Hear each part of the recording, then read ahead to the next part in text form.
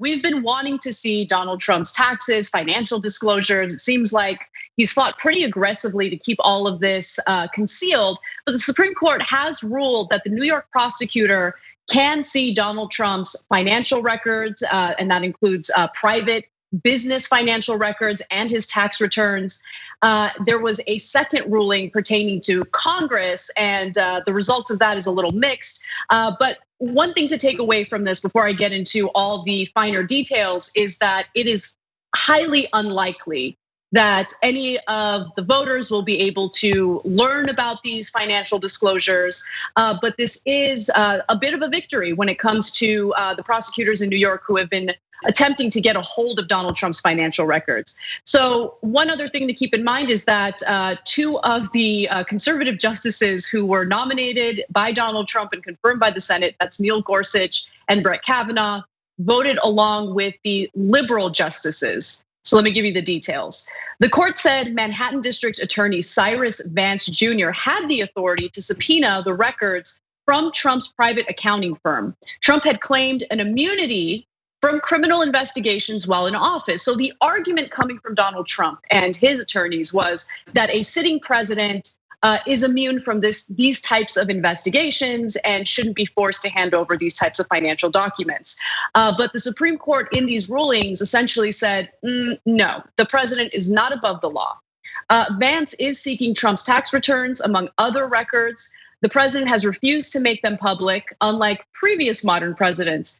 Because the records are for a grand jury investigation, they would not likely be disclosed before the election. Now, Vance is investigating whether the Trump organization falsified business records or did that to conceal hush money payments to two women, Stormy Daniels and Karen McDougal to be specific. And Vance is also looking to obtain 8 years worth of Trump's financial records. So before I get into the ruling that impacts these congressional committees seeking Trump's financial records, I want you to jump in, Cenk. Yeah, I think that the court made a deal. I think that the conservative and liberal justices got together and said, look, here's how we're gonna split this baby. We're gonna do a ruling that protects Trump in this election cycle. And at the same time, does not give blanket immunity to any president.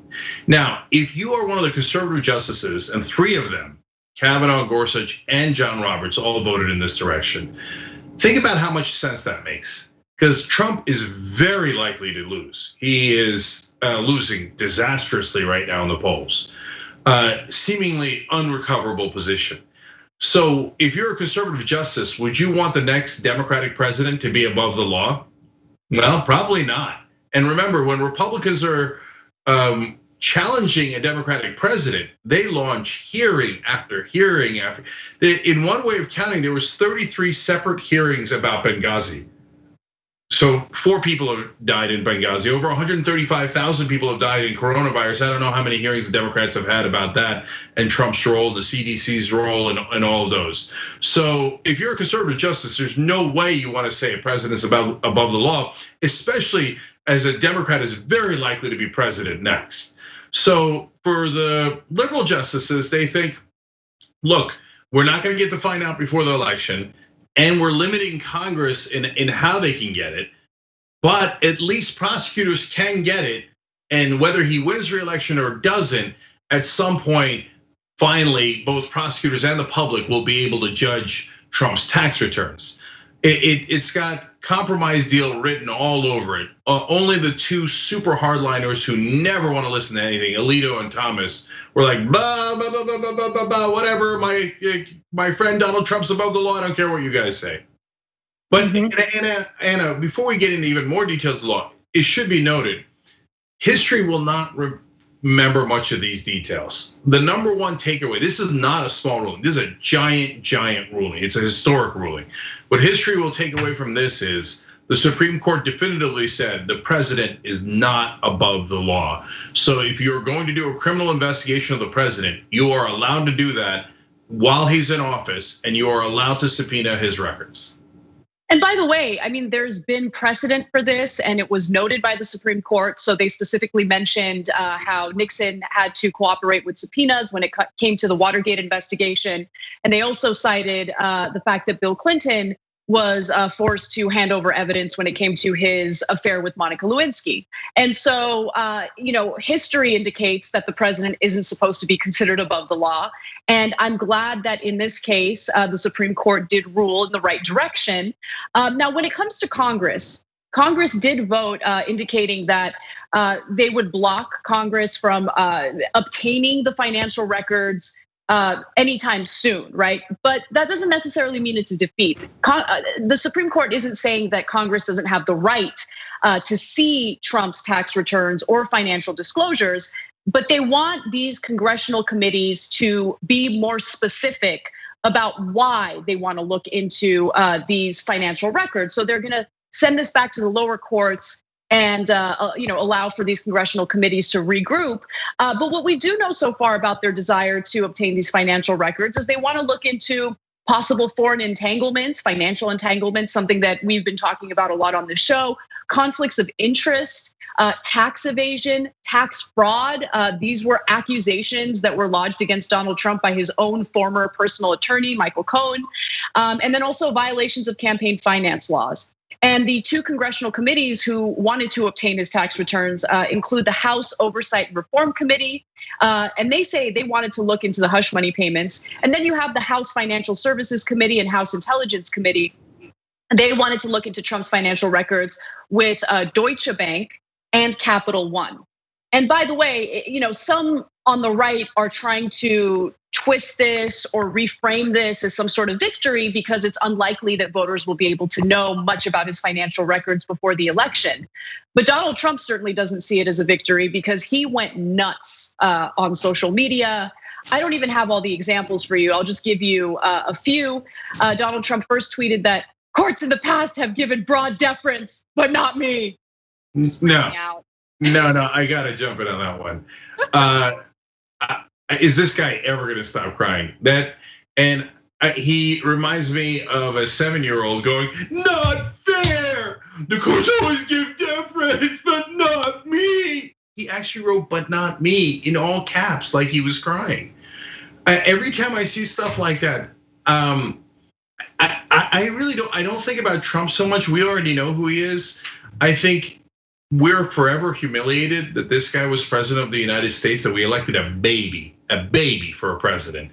And I still think about 80% of Republicans that still think that he is a strong man that they look up to. Oh, God, that's pathetic. Supreme Court, including the president's appointees, have declared that he is not above the law. I don't know what they're even saying about it. I hear he's tweeting one thing and then the other people are saying another.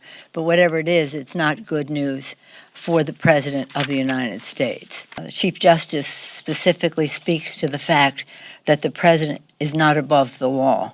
Trump also tweeted, "We have a totally corrupt previous administration, including a president and vice president who spied on my campaign and got caught." That's not true at all, by the way. And nothing happens to them.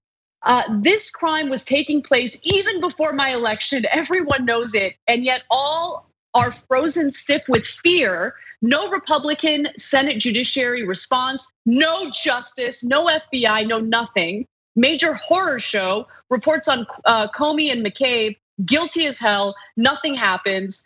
Catch Obama and Biden cold, nothing. A 3-year, $45 million Mueller hoax, failed, investigated everything, won all against. I mean, just he's having like a manic episode. He's just going nuts. And it goes on and on and on. I don't know if you want to read more of it, Cenk, but for Republicans who think that they can find a way to like rebrand these Supreme Court rulings as a win for Donald Trump, you can't when Trump is losing it constantly on social media. Yeah, look, it works for his base. His base is like, oh yeah, my God, Robert Mueller's investigation showed that he was totally innocent. It didn't show any such thing. It arrested dozens of people. It showed that the Russians, in fact, did interfere in the election. Go ahead and cry if you don't believe so.